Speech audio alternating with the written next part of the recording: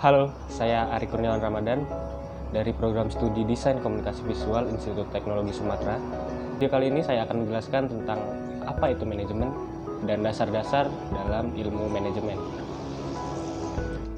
Sebelum kita bahas lebih lanjut tentang manajemen, sebenarnya apa sih manajemen itu? Menurut Wikipedia, manajemen adalah seni menyelesaikan pekerjaan melalui orang lain. Sedangkan menurut Ricky Griffin, manajemen adalah sebuah proses perencanaan, pengaturan, sumber daya agar mencapai tujuan secara efektif dan efisien. Efektif berarti tujuan dapat disesuaikan dengan perencanaan. Sedangkan efisien berarti tugas yang dilaksanakan sesuai dengan jadwal, benar, dan terorganisir. Lalu yang kedua, manajemen sendiri terdapat beberapa konsentrasi, diantaranya ada manajemen sumber daya, manajemen produksi, manajemen pemasaran, manajemen informasi, manajemen strategis, manajemen administrasi, dan manajemen keuangan. Pertama, manajemen sumber daya manusia. Bidang ini berkaitan dengan pengelolaan sumber daya manusia di suatu perusahaan yang mencakup perekrutan, pengembangan karyawan, serta sistem gaji karyawan. Lalu yang kedua ada manajemen produksi, di mana bidang ini mengajarkan tentang perencanaan, penyediaan bahan baku, mutu, hingga pengawasan produksi. Lalu yang ketiga ada manajemen pemasaran. Di bidang manajemen ini, kita mempelajari ilmu bagaimana cara memasarkan produk ke masyarakat agar pendapatan suatu perusahaan tersebut meningkat. Lalu yang keempat ada manajemen strategis. Yang ini mempelajari tentang penyusunan, penerapan, hingga evaluasi kegiatan di perusahaan. Lalu yang keenam ada manajemen administrasi. Di manajemen administrasi, kita mempelajari ilmu tentang pengumpulan, pencatatan, dan pengelompokan data-data terkait dengan manajemen-manajemen lain. Lalu yang terakhir ada manajemen keuangan. Dalam manajemen ini, kita mempelajari cara mengendalikan pengeluaran, meningkatkan pemasukan, dan secara umum mengelola keuangan di perusahaan. Lalu yang ketiga, mengapa dalam industri kreatif, khususnya di kafe, memerlukan ilmu manajemen? Menurut saya pribadi, dalam industri kreatif, khususnya desain komunikasi visual, sangat memerlukan ilmu manajemen karena dalam proses industri kreatif sendiri sangat memerlukan pengorganisasian, perencanaan, pengaturan, dan pengelolaan yang baik, efektif, serta efisien. Lalu, unsur-unsur apa saja yang berpengaruh sebagai pendorong dalam manajemen perusahaan yang baik? Ada 5M. Yang pertama manpower, lalu ada materials, yang ketiga ada mesin, lalu yang keempat ada menit, yang kelima ada money. Yang pertama ada manpower. Manpower di sini berarti sumber daya manusia atau tenaga kerja. Lalu yang kedua ada materials atau bahan yang nantinya sebagai strategi dan bahan evaluasi dalam manajemen perusahaan. Lalu yang ketiga ada mesin yang berisi tentang keperluan-keperluan yang dibutuhkan dalam perusahaan itu sendiri. Contohnya seperti perangkat lunak atau software, server, dan lain-lain. Yang keempat ada menit. Menit di sini berarti waktu yang nantinya akan mengatur jadwal atau seberapa lama karyawan akan bekerja di suatu perusahaan. Lalu yang kelima ada money atau keuangan.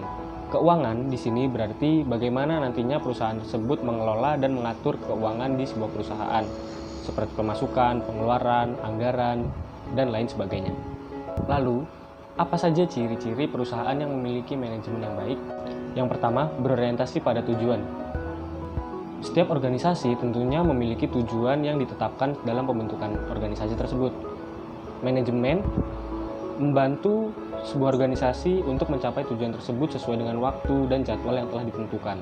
Yang kedua, ada proses berkelanjutan. Proses berkelanjutan harus dimiliki setiap organisasi ataupun perusahaan, di mana dalam kurun waktu tertentu, sebuah perusahaan harus memiliki proses yang lebih baik dari sebelumnya. Ini diperlukan di setiap bidang, seperti sumber daya manusia, keuangan, dan lain-lain. Selanjutnya ada kegiatan kelompok. Jadi kegiatan kelompok di sini maksudnya setiap perusahaan atau organisasi harus memiliki di dalamnya ada kelompok yang mengerjakan suatu hal tertentu. Misal terdapat kelompok yang mengerjakan masalah keuangan, masalah sumber daya manusia, material, dan lain-lainnya. Jadi, perusahaan tersebut memiliki struktur yang tepat dalam menjalankan roda organisasi ataupun perusahaan. Lalu yang terakhir, perusahaan harus memiliki fungsi yang dinamis. Fungsi dinamis di sini berarti perusahaan harus bisa menyesuaikan keadaan-keadaan ataupun faktor-faktor perubahan terkecil yang terdapat pada perusahaan. Untuk mengatasi perubahan ini, manajemen berfungsi untuk menyusun strategi dan mengimplementasikannya. Berikutnya, apa saja standar manajemen yang baik?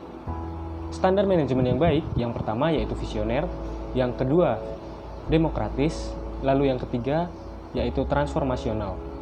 Yang pertama visioner. Visioner di sini berarti dapat memperkirakan apa saja yang bakal dihadapi ke depannya dan dapat mengantisipasi perubahan-perubahan dalam industri perusahaan. Lalu yang kedua ada demokratis. Sebagai seorang manajer nantinya kita akan memiliki seorang karyawan yang memiliki beragam visi maupun beragam pendapat. Jadi seorang manajer seharusnya dapat bersifat demokratis agar dapat mengambil keputusan yang baik untuk sebuah perusahaan. Lalu yang ketiga ada transformasional. Transformasional di sini berarti perusahaan yang sistem manajemennya transformasional itu harus bisa berkembang dan berubah-ubah, fleksibel, menyesuaikan dengan perubahan yang terdapat pada industri.